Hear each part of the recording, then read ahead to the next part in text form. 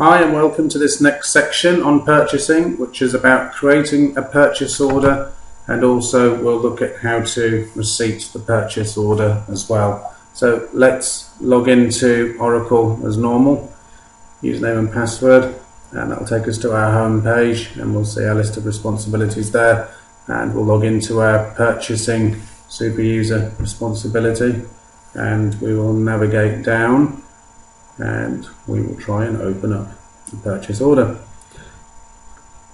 because that's what we want to do in this session, is to create the purchase order.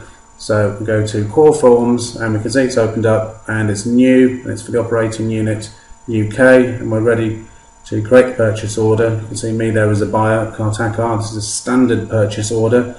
Because it's not completed, it's incomplete, and we're working in a currency of pounds, so that's our header region. Now in the lines details, let's put in an order then for some goods. So let's buy something. Let's have a look at list of values and see what items we have available to buy, and we'll choose one from the list of values there, and it's item 100811, which is a finished goods item and head case image. So how many do we want to buy? Let's put in a quantity of 10 with a price of 5,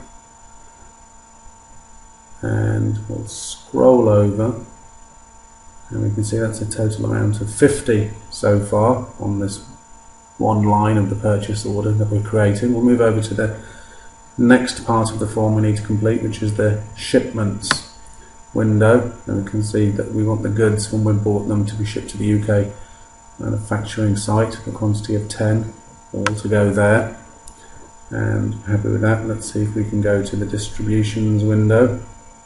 So we click on distributions. No, we can't, because we needed to add in another field, either the promised by date or the need by date, just to give Oracle an idea of when we're actually expecting these goods. So let's put in the 25th of July, OK that, and then try again to go to the distributions window.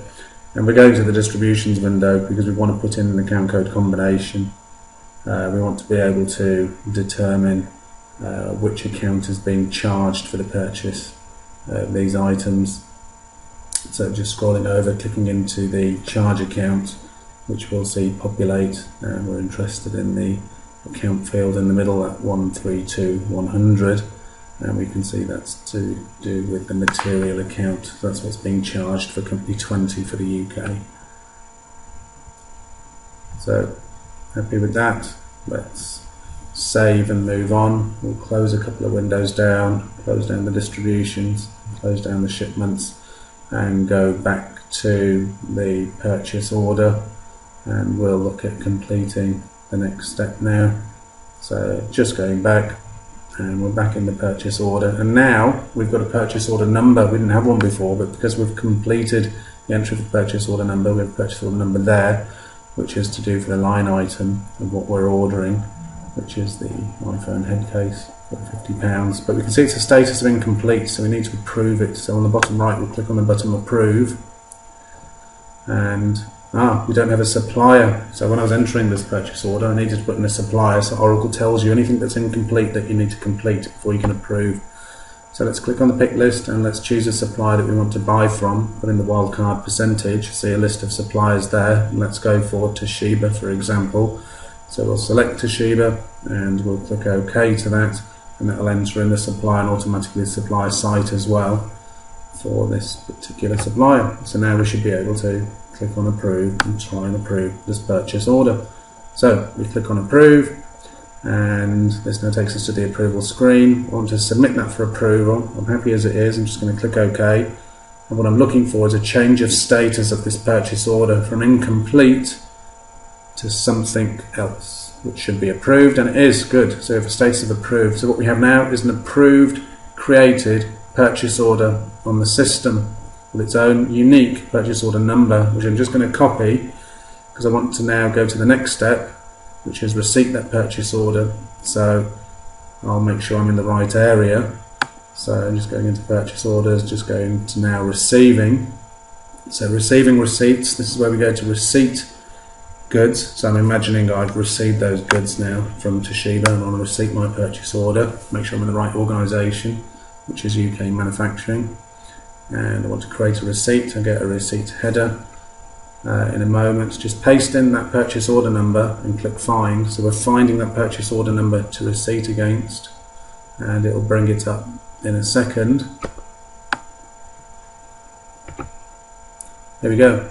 So first of all, we start off with a receipt header. It's a new receipt. There's no receipt number here so far. Just click on the form underneath, which is the actual receipt amount we want to receipt against. So it's defaulting full 10, so click in the box there, and you can choose, did you get 8 items or did you get all 10? I'll assume we got all 10 items, or on a receipt we got all 10 items, and they went into our inventory organisation, and I need to determine within the inventory organisation what was the sub-inventory organisation, and I'll say stock in this case. So let's choose stock, and we can say we received all 10 items into stock, and we also have to see whereabouts in that sub-inventory did we also receive those goods into. So you'll see when I click save now, it won't let me save. There's a unique field. A yellow field in Oracle means it's compulsory and it does need to be completed, so I need to put in a locator. So I just put in 3 wildcards and click OK, and it'll bring up all values, and I'll say I've receipted it into this row, rack and bin, for example, for completion, which is B110, and that's fine for now for this receipt. I'm going to click on save. I'm going to go back to that receipt header earlier that said new, if you can remember, and I'm hoping that we now have a unique receipt number. Just moving within the receipt header itself, there are various tabs there just to show you there's details, currency, order information, outside services and shipment information. So there's more information there for you to add or to look at if you want to. But now in the receipt header, that's the all-important receipt number we've now generated. So we've got a unique receipt number for the purchase order we've now receipted against. So we're back in the main responsibility. You can see the purchase order here that was created. I'm going to go to the toolbar menu and go to inquire, and what I wanted to do is actually see the standard purchase order document, and to see what it looks like. And this is what it looks like. You can see the purchase order number, who it's created by, and the typical purchase order details of what did you buy, how much was the total value of that, and that's it really in essence. Very simple in Oracle to create a purchase order and receipt against it.